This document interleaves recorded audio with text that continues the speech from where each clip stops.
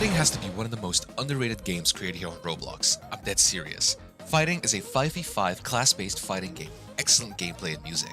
This game could be good enough to be its own game on literally any other platform, yet the devs have chosen to release this game for free. The game is in alpha and currently has about 400 to 500 players playing daily, and this is way too little for what the game is actually worth in my opinion. So that is where I come in. My goal is to introduce this game to you, the viewer, to get you to try out the game. Because man, I have fallen in love with this game and I need you to experience this. As I mentioned earlier, Phighting is a 5v5 class-based fighting game. There are currently two game modes you get thrown into randomly. Team Deathmatch, where the goal is to score as many kills as possible, and Capture Point, where the goal is to, well, capture a point and hold it as long as possible. There are 12 classes in total divided over 3 categories with which you can fight with: melee, ranged, and support. The roles are self-explanatory in my opinion. Melee uses melee weapons to deal damage, ranged uses ranged weapons to deal damage, and support is all about helping out your team. Each playable class is well thought out and supports a particular playstyle and fills in a certain role in your team. So, which classes can you actually pick in the game? Sword uses his, you guessed it, sword to deal damage. Sword gains a shield on hit with his basic slashes, which allows him to stay in the fight for longer. Their secondary attack slashes forward a blade beam which pierces through enemies and shield. His Q ability slashes enemies you hit into the air together with yourself. Sword also has a lunge, in which Sword lunges forward and pins an enemy to the sword, bringing them with you. And finally, his finisher. Sword throws his sword which sticks into any object, after which it explodes, dealing big damage in a radius around it. Skateboard is all about speed. The fella is slower than usual, but speeds up as they run. Skateboard uses his skateboard to swing at enemies. Crazy, right?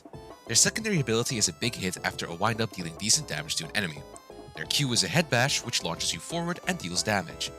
Now, Skateboard's E ability is pretty unique. When you use your E ability, you step on your skateboard and your abilities actually change. While on the skateboard, your passive allows you to do tricks when you're near a ledge, boosting your speed. When on the skateboard, you lose the ability to swing your skateboard, but instead the attack is replaced by a simple boost of speed forward. Your secondary is an AoE damage and stun, but if you did a trick before you do your second ability, you get a speed boost when you land. And finally, your Q is a bash which speeds you forward on the skateboard. Don't forget about Skateboard's finisher though. Skateboard's finisher launches you forward, stunning enemies you come into contact with. Biograph uses dual swords to deal damage. Every sword slash Biograph does blinks them forward into the direction you were walking in. They attack faster if you land your attacks, but attacking too much causes you to overheat. You do a little burst damage around yourself, including yourself, and you won't be able to do anything for a little. Their secondary ability fires a projectile that when hit, creates 10 slashes in the area which was hit. Biograph's Q ability shoots out a beam. If you recast it, you dash over to them. If the enemy is below 25% of their health and less than 10 shields, you execute them. Your E is a blink which does damage when you go through someone, and your cooldown is reduced when you hit someone. This effect takes place up to 3 times. And finally, your finisher. Your max speed is increased, you deal more damage, ignore heat, but your health is slowly drained until you die. You can recast your finisher to deal a burst of damage around you, which does more damage the lower health you are. The final melee class is Katana. Their primary ability is a slash which suspends you in the air. When Katana deals damage with the primary ability, a mark is placed on the enemy hit. If you inflict 5 marks on the enemy, you deal 25 damage, give yourself 25 shield, and you decrease enemy walk speed by 50%. Katana's secondary is another slash, but you trigger your passive marks immediately, dealing 5 damage, granting you 5 shield, and slowing the enemy by 5% depending on the amount of stacks the enemy had. Your Q is a rope. Use it, pull an enemy close.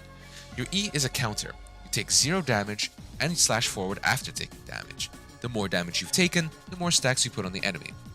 Katana's finisher is a big AoE damage attack, which deals more damage the more enemies you hit. Your finisher additionally adds 5 passive stacks and deals another flat 35 damage to enemies hit. Right, onto the ranged classes. Rocket has a big rocket launcher to deal damage with. Their primary attack is a rocket blast. Their secondary shoots an arcing rocket which does damage and knocks back the enemy depending on the time spent charging the attack. The Q ability is a rocket jump. You damage yourself and get flung into the sky. Their E ability is a triple rocket shot. Pretty self-explanatory. Finally, Rocket's finisher is a rocket barrage. Rocket shoots many rockets into the sky, which are called down in a big area of your choosing, dealing big damage. If you kill anyone, Rocket gains a speed boost and gains a free reload of their rocket launcher. Slingshot is a mosquito. Slingshot has the ability to double jump into the air and hover for a little, making them quite mobile. Slingshot's primary ability is a simple charge-release slingshot attack. Their secondary is a charge shot which stuns. Their Q is a multi-shot which ricochets, and Slingshot also has a simple dash. Slingshot's finisher ability grants him a massive speed boost, and their next 3 primaries are heavily upgraded to giant lasers which go through walls. Hyper Laser is one of the 2 characters able to headshot enemies. Hyper Laser headshots deal double damage and creates an AoE around the target. Their primary is a shot of this giant long-distance ray gun Hyper Laser carries. Their secondary is a piercing shot, and Hyper Laser also owns a grenade which deals damage and gives haste to allies. Their E is a teleport which empowers their next attack, and Hyper Laser's finisher is the good stuff. Hyper Laser powers up his rifle, which then insta-kills anyone that's hit up to 3 times. However, if you miss, finisher ends. Shuriken is by default 20% faster and is able to jump higher. However, get hit once and its effect goes away for a little. Shuriken uses their shurikens to deal damage. They can charge up to 3 shurikens and throw them in rapid succession at range. Hitting enemies from behind deals extra damage. Shuriken's secondary is a melee stab, which slows, pierces, and inflicts anti-heal. This attack deals more damage if hitting the back of the enemy. If you charge this attack, you get flung forward. Their Q ability is a grappling hook. Their E ability makes Shuriken go invisible. Once out of invisibility, you send out a clone which heads in one direction. You can recast this ability to swap places with your clone. If your clone dies, or you swap, you deal damage to a small area around you. Finally, Shuriken's finisher. The finisher summons 5 shurikens which circle around you and deal big damage which inflicts anti-heal. The shuriken shoots out one by one to your cursor over time, dealing big damage as well. With ranged characters out of the way, let's get to the supports. Medkit owns a gun which heals themselves if you hit an enemy. The gun is also able to headshot enemies. When you headshot an enemy, you heal allies. This ability does have a 3-second cooldown though. Medkit's gun is pretty special in that you are able to shoot allies to heal their health. Doc's secondary shoots all bullets in rapid succession from their gun, slowing enemies a little if hit. Medkit's Q is a teleport, which also heals and damages around them. The more enemies hit, the more you heal. Their E ability is a heal/cleanse.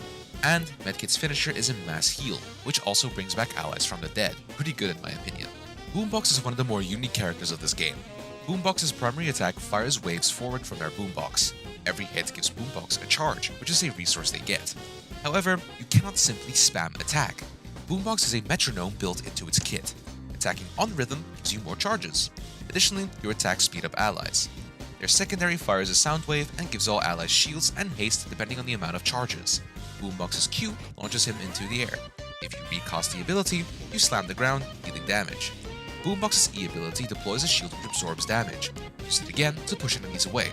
The finisher launches Boombox into the air, after which they slam the ground, dealing damage and slowing enemies while granting a shield and haste to allies. Subspace uses mines to deal damage. Shooting out a mine causes it to float in place if it hits the surface. If an enemy walks close to it, it explodes, dealing damage over time. Directly hitting an enemy with the mines instantly triggers the mine for damage. Subspace's secondary launches a crystal, which shoots enemies up and keeps them in the air for a little. You can hit yourself with this ability as well to send yourself up to the skies for just a little amount of time. Their Q fires crystals, which applies vulnerability, having enemies take more damage. Subspace's E makes Subspace invisible. Going through an enemy poisons them. The finisher ability shoots a giant crystal into the air, which sucks in enemies and applies poison and vulnerability. Probably one of the strongest finishers in my game, if you know how to use it. As of writing this video, Vinestaff is the final fighter. Vinestaff is an odd support as they use these sprouts to support their allies. The sprout is planted with every ability Vinestaff uses, and these sprouts have stages. Once the sprout is recently planted, they start at stage 1. If Vinestaff deals damage or gains a kill, the sprout moves on to stage 2, all the way up to stage 4. If the sprouts are destroyed at any time, allies around the sprout gain regeneration for a while. At stage 4, the sprout detonates by itself, rooting enemies, preventing them from moving. Vinestaff's Q ability heals an ally for 15 HP. Any damage the ally does heals both you and the ally. Not only that, if your ally does damage, they plant a sprout. The E ability roots enemies. Hitting a sprout with this ability causes it to activate, and if it hits an enemy, it plants another sprout. The finisher summons a giant lotus which heals allies and gives them regeneration 3 times before disappearing. If an enemy is present at the lotus, a stage 1 sprout is summoned and activated immediately. With that, I've covered every class in the game. I could go on and talk about tips or maps, but honestly, I want you to experience the game first. And I urge you to try out this game for yourself, I really do. Who knows, if this video blows up, I might make a follow-up video analyzing the game. But that's all up to you, dear viewer. With that, I hope you enjoy the video. Make sure to subscribe to the channel for more, and I hope you enjoy the gameplay. See you next time.